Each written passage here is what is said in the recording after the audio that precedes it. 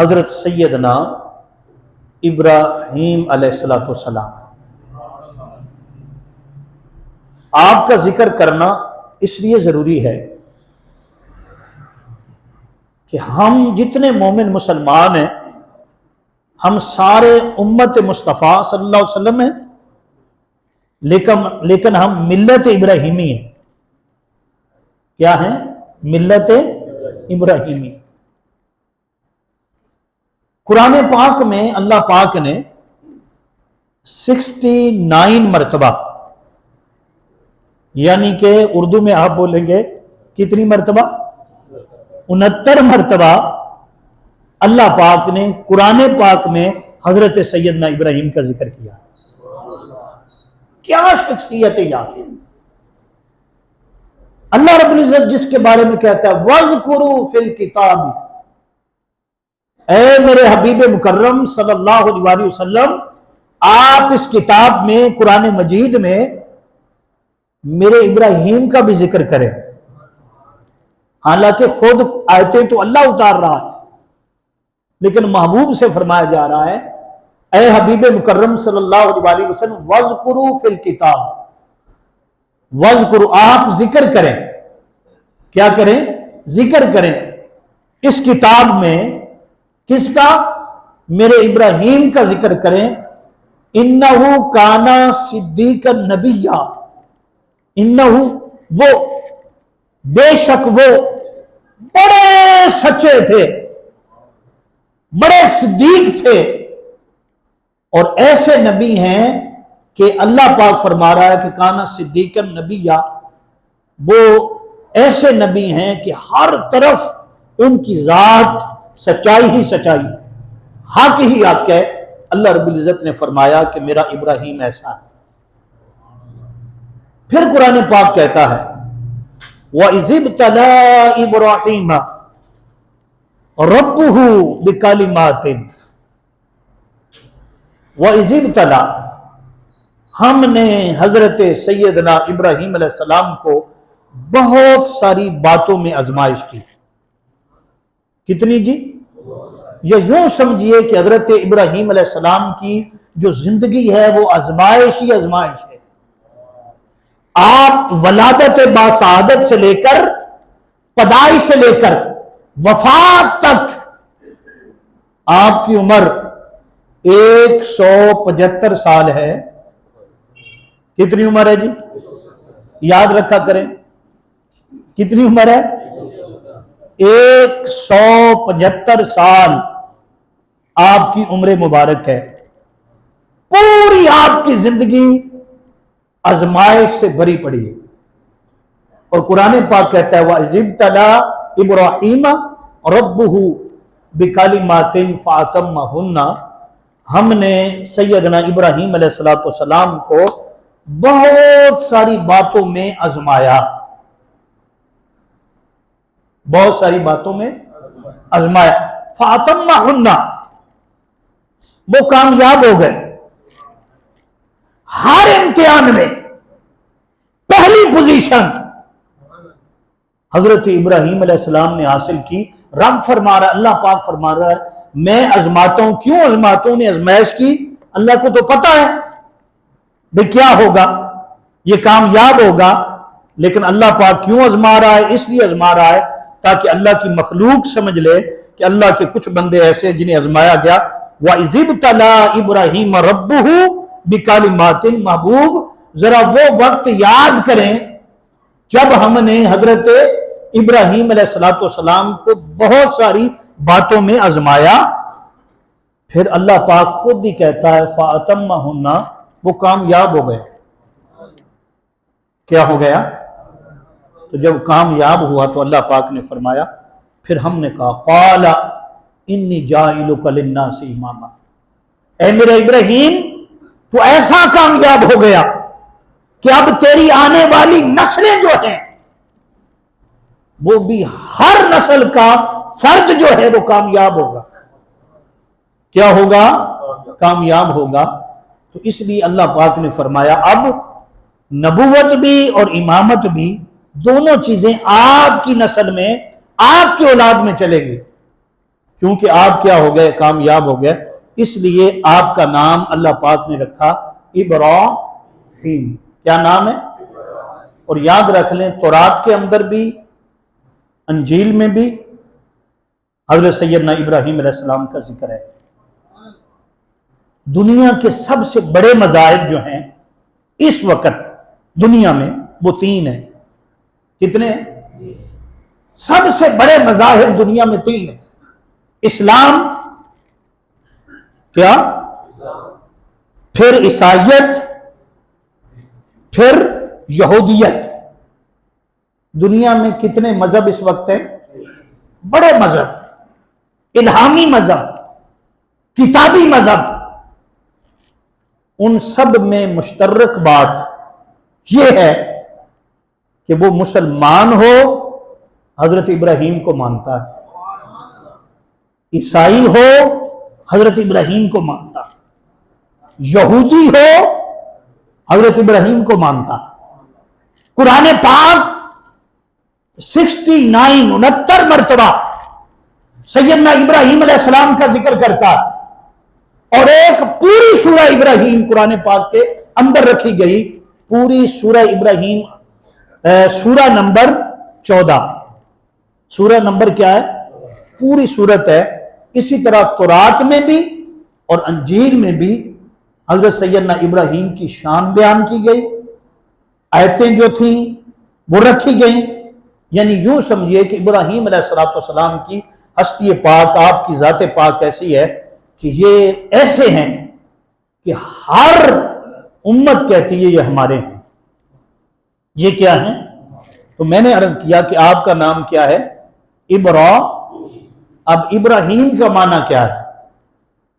ابراہیم کا بہت سارے لوگوں کے باپ، بہت سارے لوگوں کے باپ۔ اور اگر اس کو خاص کر لیا جائے تو پھر یہ ہوگا کہ انبیاء کے جد، انبیاء کے باپ حضرت ابراہیم علیہ السلام۔ آپ کی آمد کے بعد حضرت ابراہیم سے لے کر جناب حضرت عیسیٰ علیہ السلام تک، اور پھر حضرت حضور تاجدار کائنات سرکار محمد صلی اللہ علیہ وسلم کی ذات گرامی تک، ایک نبی بھی ایسا نہیں آیا جو حضرت ابراہیم علیہ السلام کی اولاد پاک میں سے نہ ہو۔ تو میں نے عرض کیا ایک تو قرآن پاک ذکر کر رہا ہے اور بار بار کر رہا، اور دوسرا تمام تر کتابوں میں آپ کا ذکر، پھر آپ کا نام ابراہیم، انبیاء کے باپ، انبیاء کے باپ۔ اب حضرت ابراہیم علیہ السلام جب تشریف لائے ہیں، اس وقت جس کی سلطنت تھی، جس کی بادشاہی تھی اس زمین پر، اس کا نام تھا نمرود بن کنان۔ نمرود بن کنان، یہ کون ہے؟ یہ بھی یہ دیکھیں ہدایت اللہ کے پاس ہے۔ کس کے پاس ہے؟ اللہ کے پاس ہے۔ اب یہ بندہ جو نمرود ہے، آپ سب اس سے نفرت کرتے ہیں، میرے سماج ایسا ہی ہے نا۔ اب کیا بتاؤں، یہ حضرت نوح علیہ السلام کی اولاد میں سے ہے۔ یہ حضرت نوح علیہ السلام کی اولاد میں سے ہے۔ یہ حضرت شام، نوح علیہ السلام کے بیٹے کون ہیں؟ سام۔ سام کے بیٹے ہیں کنان، کنان کا بیٹا نمرود ہے۔ یہ اللہ کی شان ہے، وہ ایسا کرتا ہے، ایسا نیکوں سے بد پیدا ہوتے ہیں اور بدوں سے نیک پیدا ہوتے ہیں۔ ابو جہل سے حضرت اکرمہ رضی اللہ تعالی عنہ پیدا ہوتا، بیٹا ہے سکا، کس کا؟ ابو جہل کا، اور صحابی رسول ہے جی، صحابی ہے، پتہ نہیں کتنی جنگیں لڑی ہیں، رسول اللہ کی خاص نظر میں ہے۔ بیٹا کس کا؟ اور جب اسے پتہ چلا تھا کہ رسول اللہ آ گئے ہیں مکہ پاک میں، تو اس نے کہا میری خیر نہیں ہے، میری خیر. اس نے بھاگنا چاہا, پتہ چلا اور کشتی میں سوار ہو گیا تھا, کشتی میں سوار ہو گیا تھا کہ میں یہاں سے چلا جاؤں. رسول اللہ صلی اللہ علیہ وسلم نے صحابہ کرام کو بھیجا, فرمایا ابو جہل کا بیٹا فرار ہو گیا, لیکن مجھے پتا ہے وہ میرا غلام ہے. باپ کون ہے؟ ابو جہل, اس امت کا ابو جہل. اور بیٹے کے بارے میں حضور فرما رہے ہیں کہ جاؤ اس کا پتہ کرو. صاحب وہ جا رہا تھا, صحابہ کرام نے اس کو پکڑ لیا اور خود رسول اللہ وہاں تشریف خود لے گئے. ایک روایت کے مطابق کہا اس کے والد نے تو کئی دلیلیں مانگی تھی اور کتنے معجزے دیکھے تھے, مسلمان نہیں ہوا مسلمان. لیکن اس نے اتنی بات کہی کہ حضور جب خود گئے, ان کا حضور میں ایمان لانا چاہتا ہوں لیکن مجھے بھی کوئی معجزہ دکھا دیں. آپ نے فرمایا تو جو چاہے دیکھ, جو تو کہے گا میں وہی کر دیتا ہوں, میں اللہ کا رسول ہوں. اس نے کہا وہ پتھر سامنے ہے, ندی کے پار ہے, پتھر دوسری طرف ہے نا, یہ تیرتا ہوا آ جائے. پتھر کبھی تیرتے نہیں ہیں. اللہ کے حبیب نے اشارہ کیا, پتھر جو تھا وہ تیرتا ہوا آیا اور اس نے کلمہ پڑھا, درود پڑھا حضور پر. سرکار نے فرمایا چلا جا, اتنا ہی بتانا تھا. ابو جہل کا بیٹا پکار اٹھا, اشہدو اللہ الہ الا اللہ واشہدو انک محمد رسول اللہ. میں کیا بتا رہا ہوں؟ آپ کو بتا رہا ہوں نیکوں میں سے ایسا ہوتا ہے, قرآن پاک میں لکھا ہوا ہے. وہ ابو جہل, یہ تو ابو جہل کا بیٹا ہے. اسی طرح نوح علیہ السلام کا بیٹا, حضرت سیدنا نوح علیہ السلام کا بیٹا, آپ کو پتا ہے سب نے پڑھا ہوگا, کافر ہو گیا. اور حضرت نوح علیہ السلام جب کشتی میں سوار کر رہے تھے لوگوں کو تو دل میں خیال تھا, خونی بیٹا تھا نا بھئی, بیٹوں سے محبت تو ہوتی ہے نا, تو بار بار ادھر دیکھتے تھے کہ کاش اللہ حکم دے دے, اس کو ہدایت دے دے اور یہ واپس آ جائے. اللہ نے وہی اتار دی, فرمایا میرے ابراہیم اس کو چھوڑ دے اور میرے نوح اس کو چھوڑ دے. اس لیے چھوڑ دے, ہم یہ بتانا چاہتے ہیں کہ ہم مالک ہیں. چاہیں تو نبیوں کے بیٹے بھی ایسا ہو سکتا ہے کہ نبی کا بیٹا کیا ہو جائے, گمراہ ہو جائے, اور ایسا بھی ہو سکتا ہے کہ کسی بد کا بیٹا اس کو اللہ ہدایت عطا فرمائے. ایسا ہو سکتا ہے. حضرت مولا کائنات علی المرتضیٰ شیر خدا, ہاتھ میں تلوار تھی, آپ کی ہاتھ میں کیا تھی؟ تلوار تھی. جہاد کر رہے تھے, جہاد کرتے گئے کرتے گئے کرتے گئے, ایک مقام آیا رک گئے, روک لی تلوار. صحابہ نے پوچھا کیا وجہ ہے, کیا وجہ ہے آپ نے تلوار روک لی؟ آپ نے فرمایا کہ میں تمہیں بتا رہا ہوں, میرا علم کہہ رہا ہے, وہ علم جو تاجدار کائنات مصطفیٰ صلی اللہ علیہ وسلم کے صدقے ملا, اور آنا مدینۃ العلم علی بابوہا میں بناؤں. فرمایا ان کی نسلیں جو ہیں وہ مسلمان ہو جائیں گی اور اللہ پاک انہیں ہدایت عطا فرما دے گا. جو چھوڑ دیے تھے فرمایا یہ سب مسلمان ہو جائیں گے. ایسا ہی ہوا, ایسا ہی. تو کہنا یہ چاہتا ہوں کہ ہدایت کس کے پاس ہے؟ تو میں نے عرض کیا کہ نمرود کون ہے جی؟ بولنا ذرا. میں نے آپ کو اس کا نسب بتایا ہے, نوح بن سام, سام بن کنان, کنان بن نمرود. اب اس زمانے میں عمریں بہت زیادہ تھی. آپ کو پتا ہے حضرت نوح علیہ السلام کی عمر جو آپ کی تبلیغ ہے وہ کتنی ہے؟ یہ صرف تبلیغ ہے, اور جو آپ کی عمر مبارک ہے وہ تو زیادہ ہے. اسی طرح یہ جو نمرود تھا نا, اس کی عمر محدثین نے, مفسرین نے مختلف اقوال لکھی. سب سے زیادہ جو عمر آئی ہے کتب کے اندر, تفسیروں کے اندر, وہ 1700 سال آئی ہے. کتنی؟ 1000. اور سب سے کم روایت جو ہے وہ ہے 400 سال. کتنی تھی؟ اور درمیانی روایت جو ہے وہ ہے 800 سال. کتنی؟ یہ میں ساری کیوں بتا رہا ہوں کہ بات جب ہم بیان کرتے ہیں تو کئی لوگوں کو نہیں پتا ہوتا, پھر وہ بعد میں تفسیر کرنے لگ جاتے ہیں. وہ کہتے ہیں جی انہوں نے ایسے بتا دیا تھا، ایسے لکھا ہوا ہے، میں نے یہ پڑھا ہے، ایسے پڑھا ہے۔ تو جو بیان کرنے والا ہوتا ہے، جو ممبر پہ، انہیں سارا پتا ہوتا ہے، سارا ہی پڑھا ہوتا ہے، لیکن بعض چیزیں دینی اتنی ہوتی جتنی آگے چاہیے۔ تو جو امام ہوتا ہے، جو خطیب ہوتا ہے، جس کو آپ سن رہے ہو، اس پر اعتماد ہوتا ہے کہ جو وہ بات کرتا ہے اگر ساری باتیں رکھ دے سامنے تو پھر تو وقت درکار ہوتا ہے، وہ نچوڑ کر نکال کر آپ کے سامنے رکھ دیتا ہے، نچوڑ نکال کر آپ کے سامنے۔ میرے نزدیک جو حضرت سیدنا ذکر کر رہے ہیں حضرت ابراہیم علیہ السلام کا، اور ان کا جو مد مقابل کون ہے، کیا بتایا میں نے؟ حضرت ابراہیم علیہ السلام کا مد مقابل کون ہے؟ نمرود۔ اور جس کی نمرود کی عمر میں آپ کو بتا رہا ہوں تقریباً، جو سب سے بڑی روایت بتا رہا ہوں عمر کی، وہ 1700 سال ہے۔ اور کتنے ہیں؟ 700۔ اور حضرت ابراہیم علیہ السلام کے والد کی عمر پتہ ہے آپ کو؟ ہاں جی، کسی کو پتہ ہے؟ 600 سال ہے۔ کتنی؟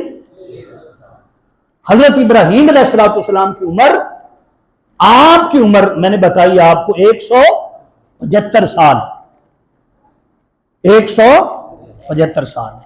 اس سے آگے جتنی عمریں ہیں وہ کم ہوتی گئیں، آگے کیا ہے؟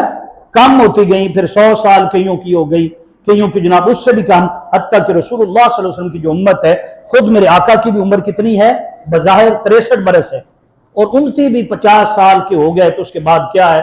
پھر 55 60 63، اور اس کے بعد جو بھی ہے غنیمت سمجھا کریں، اللہ کا ذکر کیا کریں۔ اس عمر کی امت اتنی ہے، اس عمر کی کیا امت؟ عمر کیا ہے؟ حضرت سلیمان علیہ السلام کی بارگاہ میں ایک عورت آئی تھی، اس نے کہا حضور میرے لیے دعا کر دے، میرے چھوٹے چھوٹے بچے فوت ہو جاتے ہیں، چھوٹے چھوٹے بچے۔ تو آپ نے فرمایا بی بی کتنے کتنی عمر کے ہو کر فوت ہوتے ہیں؟ اس نے کہا بس یہ کوئی 400 سال کا، کوئی 500 سال کا، بس چھوٹے چھوٹے فوت ہو جاتے ہیں، تھوڑی عمر میں فوت ہو جاتے ہیں۔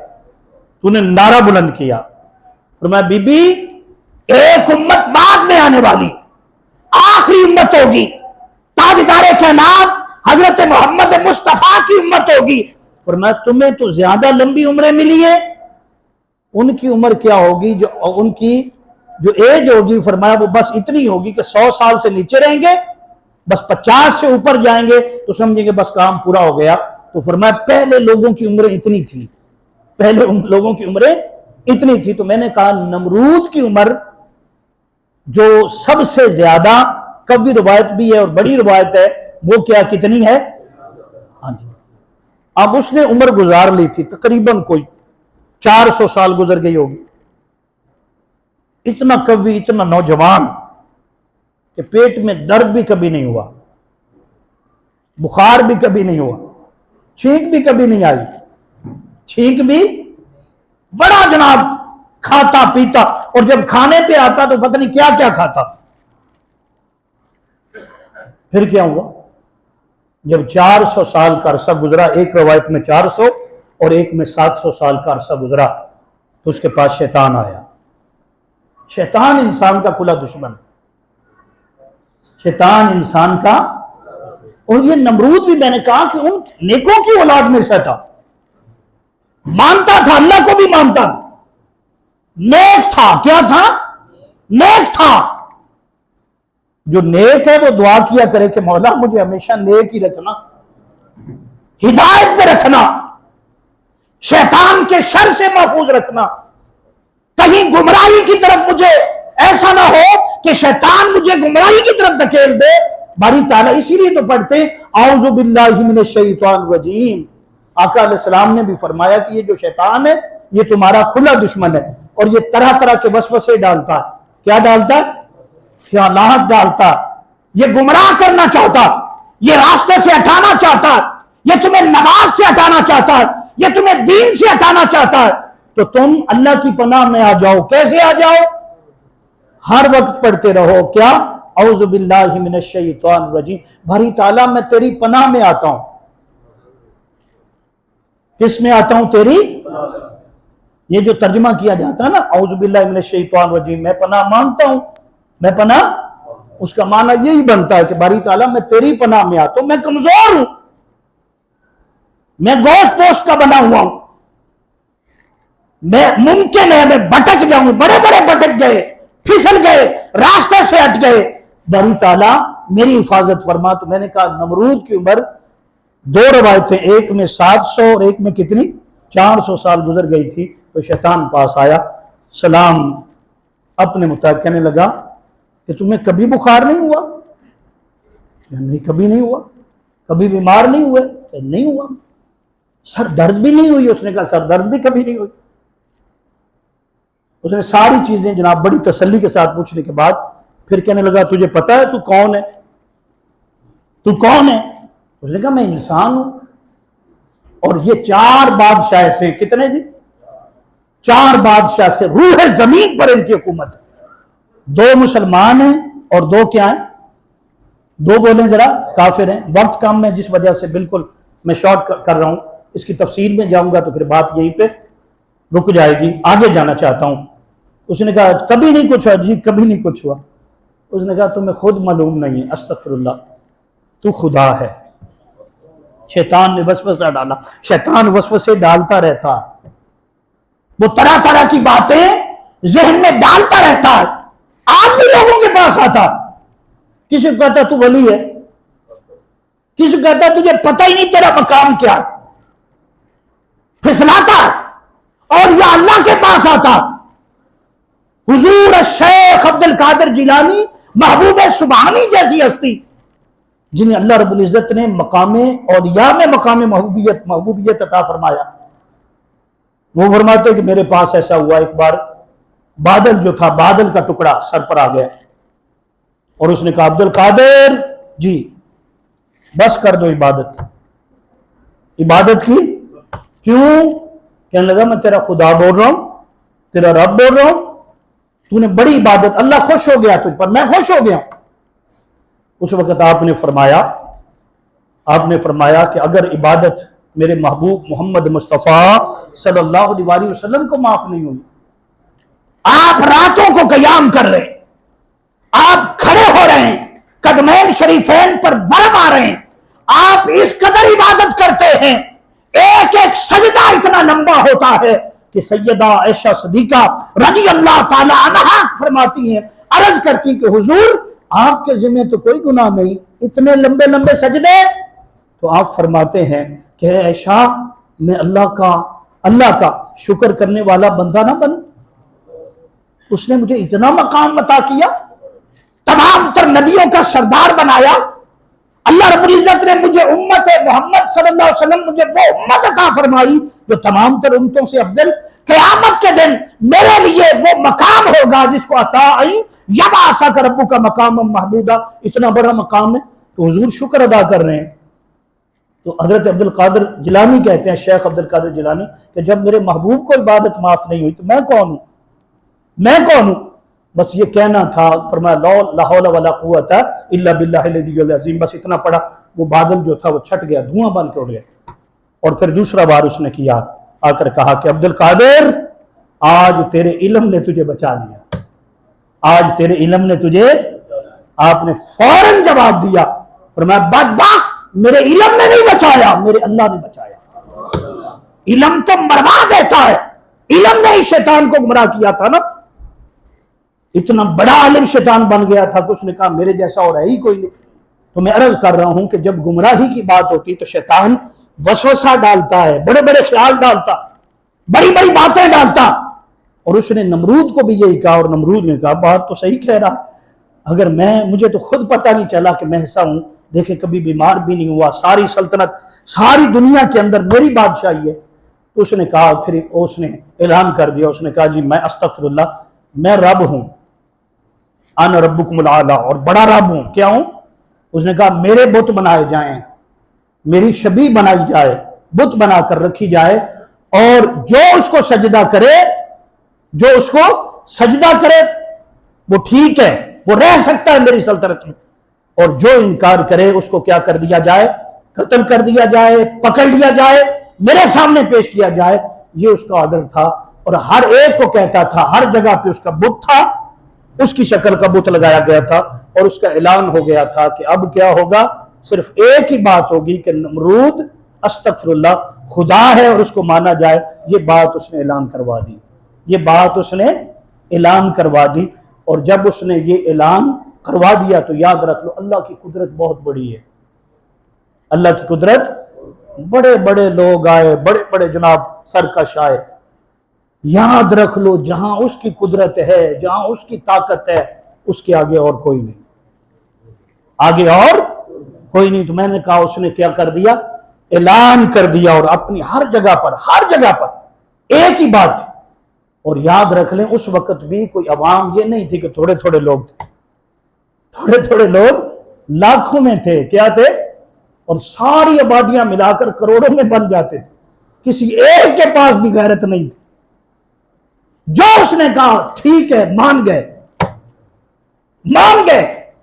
جو اس نے کہا کہ یہ کرو، اس نے کہا ٹھیک ہے، ماننے کے لیے تیار ہے۔ بس ہمیں اس نے کیا، ساری ہر چیز پر قبضہ کر لیا تھا۔ اور سب سے بڑی بات کہ گندم کا سٹاک جو تھا وہ خود حکومت تو اس کے پاس تھی نا، گندم جتنی تھی اس نے اکٹھی کر لی تھی، اور کہیں سے نہ آٹا ملتا تھا اور نہ ہی گندم ملتی تھی۔ اور اس نے کہا اب گندم اور آٹا ملے گا اس کو جو میرے پاس آئے گا اور میرے پاس آ کر میری خدائی کو تسلیم کرے گا، اور تسلیم کرنے کے بعد مجھے سجدہ کرے گا، اور اپنے گھر میں ایک بت رکھے گا جو میری شبیہ ہوگی، بس جو یہ کرے گا وہ رہے گا، اور جو یہ نہیں کرے گا وہ نہیں رہ سکتا، وہ نہیں بچ سکتا۔ یہ اس کا اعلان تھا، یہ اس کا، اگرچہ حضرت ابراہیم کی پیدائش کا جو انشاءاللہ تعالی اگلے جمعہ مبارک میں عرض کروں گا، بس ایک واقعہ بتانا چاہتا ہوں۔ جب سیدنا ابراہیم علیہ السلام کو یہ پتا چلا، باقاعدہ واقعہ اگلے جمعے ہوگا، تو لوگوں کو اس طرح گندم دیتا ہے، آٹا بھی دیتا، کھانے کے لیے روٹی بھی دیتا، تو حضرت ابراہیم خود گئے، کیا گئے، ان کے پاس خود گئے، اور خود جا کر اس سے بات کی۔ اس نے کہا پوچھو بھی آپ کیسے آئے ہیں، آپ کیسے آئے ہیں؟ تو آپ نے جواب دیا سنا ہے تو لوگوں کو گندم دیتا ہے اور اپنے آپ کو خدا بنواتا ہے۔ اس نے کہا ایسی بات ہے؟ آپ نے فرمایا میں تجھے نہیں مانتا، میں تجھے، اور پہلی بات یہ کہ اس نے ایک دروازہ بھی بنایا ہوا تھا، جہاں اس کا تخت لگا تھا نا، خود بیٹھا ہوتا، آگے ایک چھوٹا سا دروازہ تھا، جو اس میں داخل ہوتا تھا سر جھکا کر داخل ہونا، سر جھکا کر داخل ہونا ہے، اور جا کر پھر نمرود سے بڑے عزت سے، بڑی احترام سے بات کرنی ہے۔ تو حضرت ابراہیم علیہ السلام جب گئے تھے تو آپ نے کیا کیا تھا، آپ نے پہلے سر مبارک داخل، آپ نے پہلے اپنی پاؤں مبارک جو تھے وہ داخل کیے، پھر اس کے سامنے گئے اور پھر اس سے کہا کہ تو لوگوں کو گندم اور آٹا اس لیے دیتا ہے تو خدا ہے؟ اس نے کہا جی ایسی بات ہے، میں تو جھوٹا ہے، کذاب ہے۔ ساری عوام ایک طرف، سب نمرود کو ماننے والے کھڑے، کوئی بولنے کے لیے تیار نہیں۔ کیوں؟ اگر ہم نے بول دیا تو ہمارا سر قلم، اگر ہم نے بول دیا تو ہم تو مارے جائیں گے، اگر ہم نے بول دیا تو ہمارے بچے زندہ نہیں رہیں گے، یہ ساری چیزیں تھی۔ لیکن ہمت، طاقت اللہ پاک جسے عطا فرماتا ہے وہی یہ اکیلا کھڑا ہے، رشتہ دار بھی ساتھ نہیں، رشتہ دار بھی ساتھ، چچا بھی چچی بھی کوئی بھی نہیں ہے، وہاں جا کر کھڑا ہوا، تو غلط ہے، تو کیا ہے، غلط ہے۔ پھر آگے قرآن پاک نے آگے اس مناظرے کو بھی بیان کیا ہے، کیونکہ وقت کم ہے، وہ آگے انشاءاللہ بیان، صرف ایک واقعہ بیان کرتا ہوں۔ آپ نے فرمایا میں لعنت بھیجتا ہوں تیری ہر چیز پر، مجھے تجھ سے کوئی سروکار نہیں، ایسا آٹا نہیں چاہیے، ایسی گندم نہیں چاہیے، کچھ نہیں چاہیے۔ فرمایا کہ ہمیں پتا ہے اللہ ایک ہے، اللہ ایک ہے، وہی سب کچھ دیتا ہے، وہی مالک ہے، وہی مشکل کشا ہے، وہی حاجت روا ہے، وہی میری بات سنتا ہے، میں جو مانگتا ہوں وہی دیتا ہے۔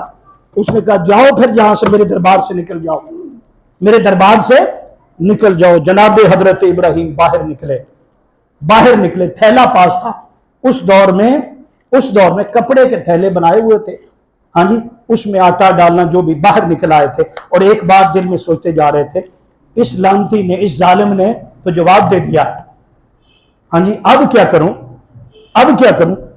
تو مفسرین نے لکھا ہے کہ سامنے ایک ریت کا ٹیلا تھا، وہیں سے ریت بھر لی اپنے کپڑے میں، یہ تھیلا جو بھی تھا اس کے کیا کیا، ریت بھر لی، تاکہ میں جاؤں تو گھر والے پہلی بات ہی دیکھ کر کے خالی آ گیا، کئی دنوں سے کھانا نہیں تھا، کئی دنوں سے گھر میں فاقہ تھا۔ تو جب ریت بھر کر وہاں پہنچے، آپ سو گئے، کوئی بات نہیں کی، اور بیگم اٹھی، اس نے کہا کہ لائے ہیں حضرت ابراہیم علیہ السلام جو حضرت سارہ جو تھی وہ اٹھی، وہ کہنے لگی لائے ہیں کچھ، جب دیکھا تو وہ توڑا جو تھا وہ آٹے کا بھرا ہوا تھا، آٹے کا۔ انہوں نے روٹی پکائی اور کھانا تیار کیا۔ جب کھانا تیار کر چکے تو حضرت ابراہیم علیہ السلام کو اٹھایا، دیکھا تو روٹیاں پکی ہوئی تھی، پوچھا یہ کیا ہے، یہ کہاں سے آیا؟ کہا میرے سرتاج آپ خود ہی تو لائیں، آپ خود لائیں، یہ وہی آٹا جو آپ لینے گئے تھے، کدھر سے لائے ہیں؟ فرمایا سن، میں تو ریت لایا تھا۔ کیا لایا تھا؟ وہ بھی بتانے کے لیے کہ تاکہ خالی ہاتھ نہ ہو، ریت کو آٹا کس نے بنا دیا؟ اس نے بنا دیا۔ دوستو جب اللہ پر یقین ہوتا ہے، جب اللہ پر توکل ہوتا ہے، اللہ پر بھروسہ ہوتا ہے، تو ریت بھی آٹا بن جاتی ہے، ریت بھی آٹا۔